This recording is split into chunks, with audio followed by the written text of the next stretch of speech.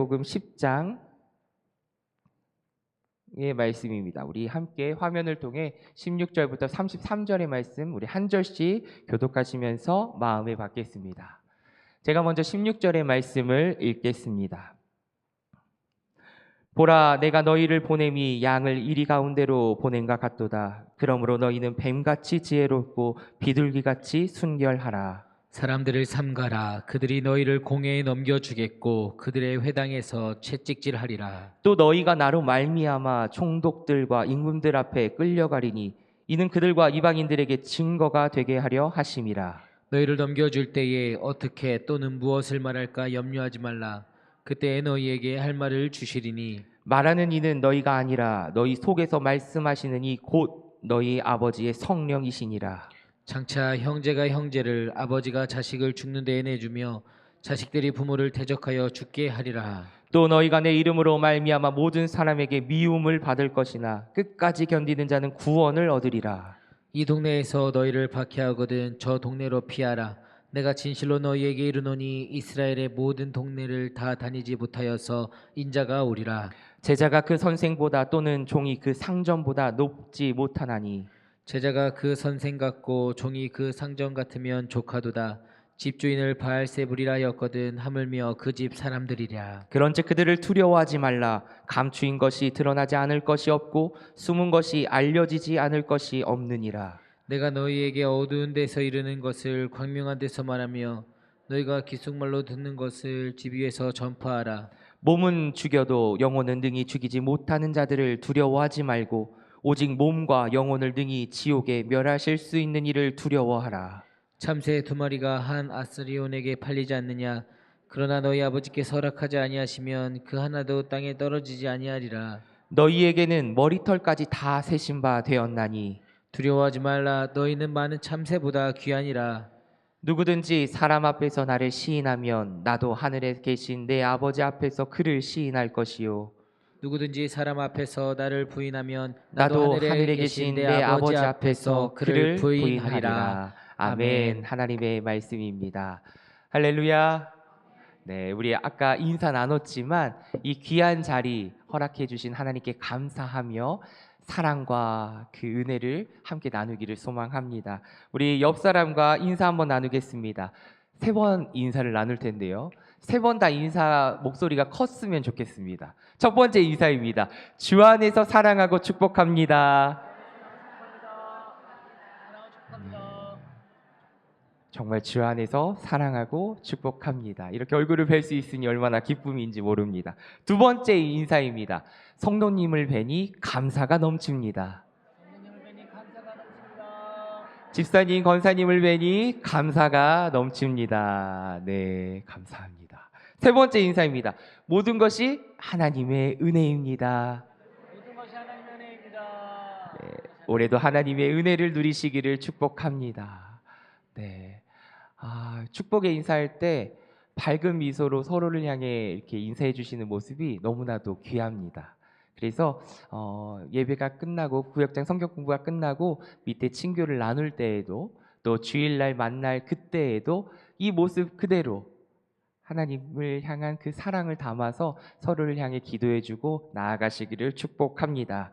오늘 본문 마태복음 10장 16절에서 33절은 예수님의 기적을 행하시고 그 앞장에 예수님이 기적을 행하시고 나서 제자들을 부르고 파송하는 이 내용에 포함이 되는 성경 구절입니다.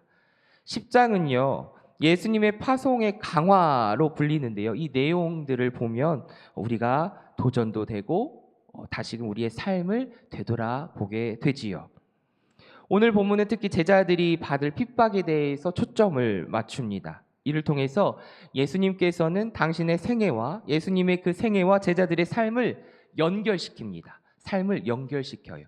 예수님의 삶이 따로 있고 제자들의 삶이 따로 있는 것이 아니라 예수님의 삶과 제자의 삶을 연결시켜서 예수님을 닮고 배우는 것이 제자의 길, 제자도의 핵심임을 드러내시고 있습니다. 우리 배경 이해하기가 좀 길지만 우리 함께 읽어보면서 말씀을 함께 나누고자 합니다. 우리 배경 이해하기 화면과 주보를 통해서 함께 읽겠습니다. 시작.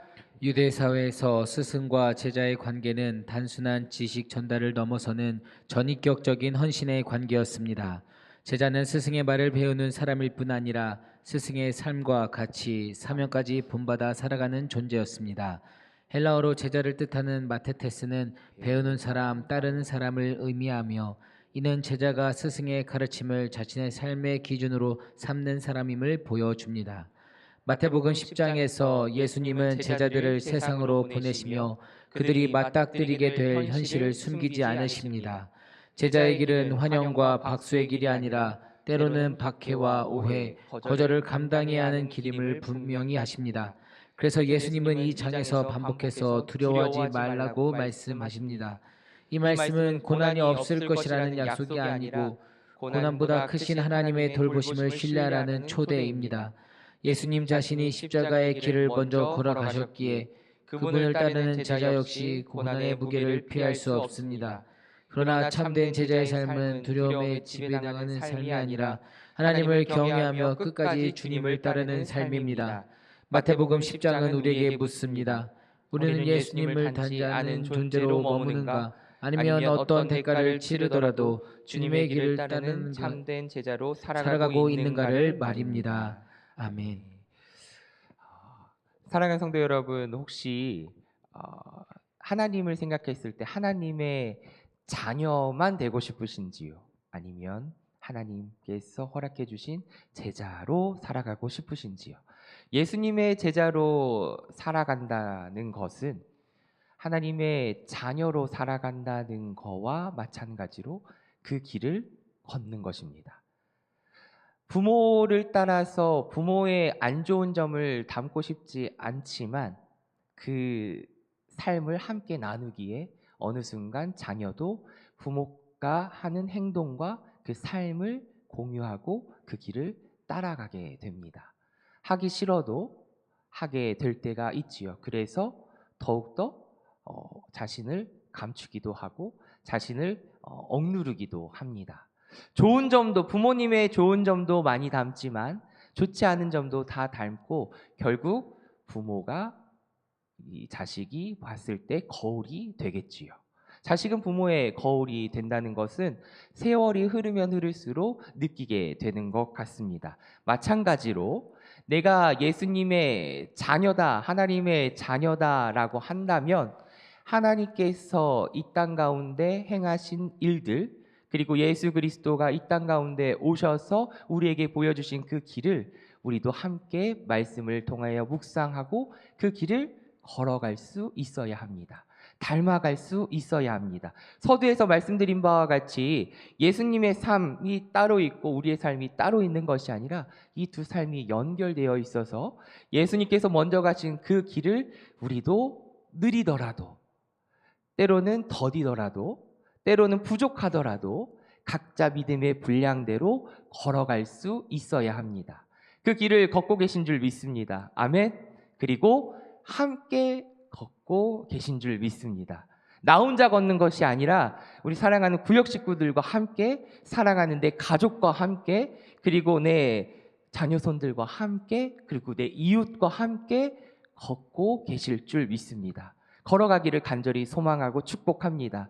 그럴 때 이 본문뿐만이 아니라 성경이 이야기하는 참된 제자의 삶을 우리는 삶을 통해서 깨달을 수 있을 것입니다. 2세기경 소아시아 서모나 교회의 감독이었던 폴리캅이라는 분이 있습니다. 노년에 로마 당국에 체포되어서 배교를 강요받았는데요. 로마 총독은 그에게 말합니다. 가이사를 주라고 말하고 주인이라고 말하고 그리스도를 욕하라. 그리하면 너를 살려주겠다라고 말합니다. 폴리캅은 어떻게 했죠? 담대하게 말합니다. 86년간 나는 그리스도를 섬겨왔습니다. 그분은 나에게 한 번도 잘못한 적이 없으십니다. 그런데 내가 어찌 나의 왕 되시고 나의 구원자를 모독할 수 있겠습니까? 이렇게 고백한 그는 결국 불에 타서 순교를 합니다. 세상의 권력과 죽음보다 하나님을 향한 믿음을 굳게 시인함으로써 영원한 승리를 얻은 폴리캅. 오늘 본문에서 예수님은 그 흔들리지 않는 담대함의 비밀을 우리에게도 알려주십니다. 말씀을 묵상하면서 나는 과연 이러한 상황 가운데 이런 믿음의 고백을 드릴 수 있을까? 끊임없이 저에게 물었습니다. 사랑하는 성도 여러분은 이 고난 속에 내가 있을 때 정말 믿음의 고백을 드릴 수 있으시겠습니까?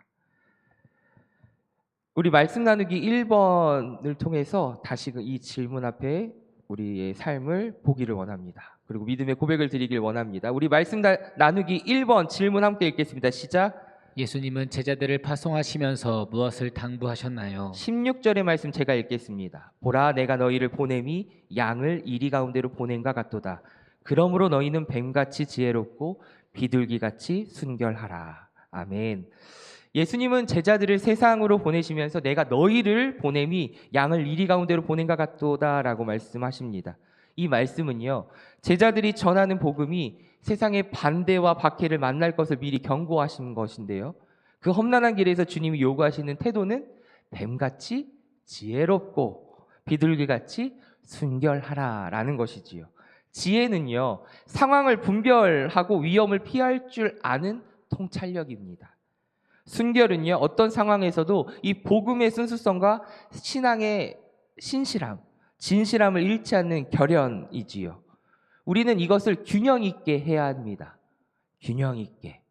하나님의 말씀을 들고 담대히 나아가는 것도 중요하고 진실함도 중요한데요, 지혜가 필요합니다. 무조건 말씀을 들고 나가다기보다 그 상황과 형편을 보고 타협하고 굴복하라는 것이 아니라 지혜롭게 하라는 것이지요. 상황을 분별하고 위험을 피할 수도 있어야 됩니다. 근데 그 위험은 도피가 아니고 도망도 아니고 하나님의 말씀을 거부하는 것도 결코 아닙니다. 진실함이 있기 때문이지요. 심지어 말씀 속에서 가족들도 예수님의 이름을 대적한다라고 말씀하십니다. 그럼에도 예수님은 끝까지 견디는 자에게 구원을 우리에게 약속하셨습니다.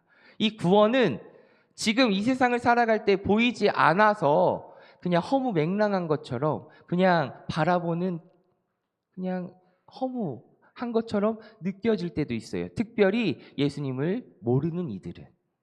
하지만 깨달은 우리는 하루하루 그 길, 주 앞에 서는 그 길을 나아가고 있기에 더 눈에 확실히 보이고 더 담대해질 수 있는 것입니다. 복음을 전하는 일에 이 마음이 우리 가운데 흔들리지 않기를 축복합니다. 흔들리면 안 됩니다. 내가 주님 앞에 서는 날이 얼마 남지 않았다는 것을 아는 순간 우리는 더 입술을 열어 그 기쁜 소식, 복음을 전하며 나아가야 합니다.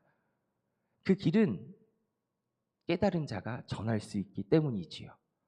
사랑하는 성도 여러분, 이것은 우리에게 주시는 지혜와 또한 은혜입니다. 순결입니다. 22절 말씀에 또 너희가 내 이름으로 말미암아 모든 사람에게 미움을 받을 것이나 끝까지 견디는 자는 구원을 얻는다라고 성경은 말씀합니다.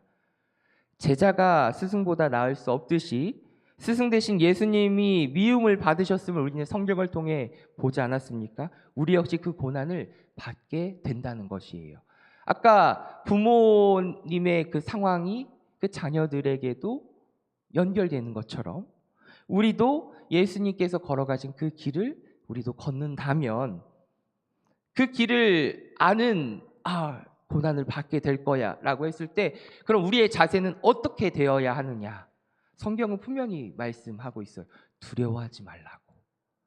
두려워하지 말라고. 성경 곳곳에 주님은 말씀하십니다. 두려워하지 말라고. 너의 상황이 비록 힘들지라도 두려워하지 말라고 분명히 말씀하십니다. 왜냐하면 그 끝에는 구원이 있고 내가 너와 함께하기 때문이라 말씀하시지요. 그래서 말씀 나누기 2번을 함께 또한 나누겠습니다. 우리 말씀 나누기 2번 질문인 함께 읽겠습니다. 시작. 사람 앞에서 예수님을 시인하는 이와 부인하는 이는 각각 어떤 결과를 맞이하게 되나요? 32절, 33절의 말씀도 함께 읽겠습니다. 시작. 누구든지 사람 앞에서 나를 시인하면 나도 하늘에 계신 내 아버지 앞에서 그를 시인할 것이요. 누구든지 사람 앞에서 나를 부인하면 나도 하늘에 계신 내 아버지 앞에서 그를 부인하리라. 아멘. 박해의 순간은 이 박해의 순간에 제자의 믿음이 진짜로 드러납니다. 제가 언제 한번 말씀드린 적도 있을 텐데요. 우리의 힘과 노력으로는 이 고백을 못할 것 같아요. 그래서 결국 하나님께 구합니다. 성령 하나님께서 우리의 입술과 우리의 믿음을 주장하여 주셔야지만 우리는 이 믿음의 고백을 드릴 수 있습니다.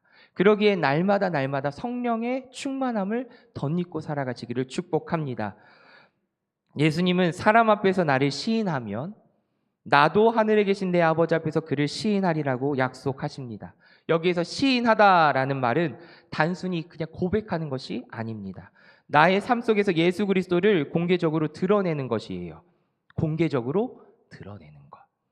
자녀들을 향해 공개적으로 드러내며 예수님의 자녀, 예수님의 제자임을 드러내고 살고 계십니까? 내 이웃에게도 드러내며 살고 계십니까? 시인하다라는 말은 그런 거예요.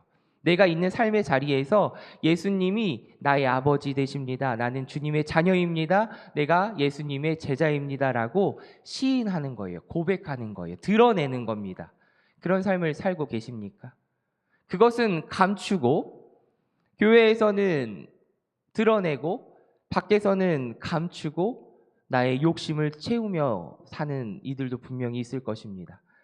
억압하고 못된 사장이고 못된 집주인일 수도 있습니다. 그러나 우리 여기 계신 성도님들은 그런 삶을 살지 않기를 소망합니다.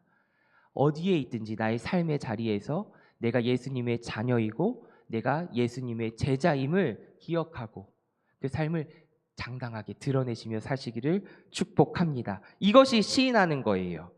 단순히 입술로 고백하는 것을 넘어서 나의 삶에서 예수 그리스도를 공개적으로 드러내는 겁니다. 나 그리스도인이야. 나 예수님 믿는 자녀야. 나 예수님의 제자야.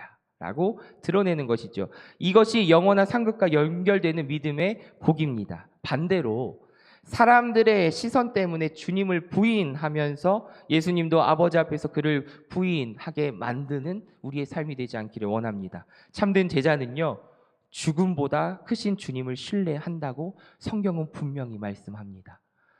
죽음 두렵지요. 두렵습니다. 하지만 두렵지 않아요. 저 역시 목회자지만 죽음이 두렵습니다. 하지만 두렵지 않아요. 내일 당장 오늘 주님이 부르실 때 두려운 건 한 가지입니다. 내가 더 사랑하지 못했던 거, 내가 용서하지 못했던 거, 내가 더 자비를 베풀며 주님의 자녀답게 주님의 제자답게 살지 못했던 것이 두려울 뿐입니다. 주님 앞에 설 때에 우리는 무엇을 자랑할 수 있겠습니까? 자랑할 거 하나 없습니다. 그저 이 작은 믿음 하나님이 귀히 여기시고 예수 그리스도의 보혈로 죄 씻음 받은 우리를 의롭다 하심으로 주 앞에 서는 그 은혜를 주셨는데 우리가 무엇을 자랑하겠습니까? 그래서 이 땅에서의 삶, 죽음이 두렵지만 두렵지 않은 담대함으로 살아가시기를 오늘 그래서 더 사랑하시고 더 용서하며 자비를 베풀며 사시기를 축복합니다. 이것이 말씀드린 바와 같이 상급과 연결되는 믿음의 복이기 때문이지요. 사랑하는 우리 성도 여러분, 담대함의 비밀은 하나님을 향한 경외심에 있다라고 오늘 본문은 우리에게 결론으로 이야기합니다. 우리의 몸과 영혼을 다스리시는 하나님을 경외하며 나아가십시오. 하나님을 경외한다는 것은요, 두렵고 떨리는 마음으로 주님을 바라보고 신뢰하는 겁니다. 세상 한복판에서 예수 그리스도를 나의 구주로 고백하는 그 담대함 증인의 삶, 그 삶을 살아가시기를 축복합니다.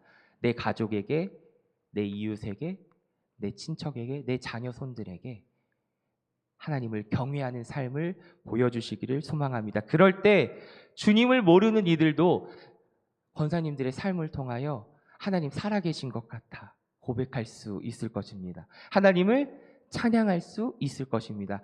그런 복된 삶을 누리시기를 축복합니다. 우리 말씀 다지기를 통해서 우리 믿음의 결단을 함께 하겠습니다. 우리 말씀 다지기도 화면을 통하여 함께 읽겠습니다. 시작. 그리스도인 주변에는 이리들이 있습니다. 그들은 다양한 방식으로 하나님 나라 확장을 방해하고 복음 사역을 반대합니다. 따라서 성도는 평소 이리들의 공격에 대비하며 아닌 분별력과 거룩함으로 그들을 상대해야 합니다. 특히 예수님을 따르는 길에 고난과 희생이 요구될 때 그곳에서 예수님이 구원자이심을 당당하게 고백해야 합니다. 위험과 고난을 회피하지 말고 주님이 먼저 걸어가신 십자가의 길을 우리는 기꺼이 따라야 합니다. 어디서든 예수님을 시인하는 이가 참 제자요 참 그리스도인입니다. 아멘. 네. 중요한 것이 무엇이라고요? 하나님을 향한 경외심. 두려움을 이기는 길은 용기가 아니라 아버지의 돌보심에 대한 신뢰입니다. 결국 예수님을 사람 앞에서 시인하는 고백으로 드러나기 마련이지요. 용기가 아니라, 두려움을 이기는 용기가 아니라 아버지의 돌보심이 하나님을 향한 경외심입니다. 의지하는 거예요. 사랑하는 성도 여러분, 세상을 살면서 하나님 많이 의지하십니까? 세상의 돈을, 권력을, 명예를 의지하십니까? 그것은 잠시 잠깐입니다. 힘이 있는 것처럼 느껴질 수 있지만 잠시 잠깐 끝나기도 하고 제한적이고 유한합니다. 하지만 영원하신 하나님, 이 세상을 창조하신 창조주, 그 하나님께서 나의 아버지 되어 주심에 의지하며 살아가시기를 소망합니다. 그래서 성경은 말씀하죠. 두려워하지 말라, 너는 귀하다. 하나님이 아신다고 합니다. 우리 권사님들의 이름을 아시고 권사님들의 삶을 아시고 그 걸어간 길, 발자국, 흔적을 주님은 기억하신다고 하셨습니다. 그러니 신앙은 겁없는 사람이 되는 것이 아니라 두려움이 있어도 나의 삶의 아픔과 나의 질병으로 인하여 나의 육신의 쇠약함으로 인하여 비록 힘들고 지칠지라도 앞이 보이지 않을지라도 그 두려움의 주인을 사람에게서 보는 것이 아니라 하나님께 시선을 돌리는 것, 그리고 그 삶의 자리에서 예수님 편에 서서 당당히 나아가는 것, 그 삶을 하나님께서 오늘 우리에게 허락하여 주신 줄 믿습니다. 이번 한 주 우리가 고백해야 할 것은 거창하지 않아도 됩니다. 결론으로 우리 성도님들과 나누고 싶은 말씀은 선한 데는 지혜롭고 악한 데는 미련하라는, 예수님의 제자의 삶을 살아갈 때에 이 말씀이 우리 가운데 있기를 원합니다. 선한 데에는 지혜롭고 악한 데에는 미련하시기를 바랍니다. 악과 악을 전면으로 부딪히면 결국 남는 건 상처밖에 없고 남는 건 악밖에 없습니다. 하지만 악을 선으로 덮고 기도로 주 앞에 맡기는 그 인생 가운데 제자의 삶을 승리하며 살아갈 줄 믿습니다. 아멘. 그 삶을 오늘도 내일도 살아가시기를 좋으신 예수님의 이름으로 축복합니다. 우리 말씀으로 기도하기 함께 읽고 함께 찬양으로 나아갑니다. 말씀으로 기도하기 함께 읽겠습니다. 시작. 주님의 제자는 분별하고 정직한 삶을 살아야 함을 알게 하시니 감사합니다.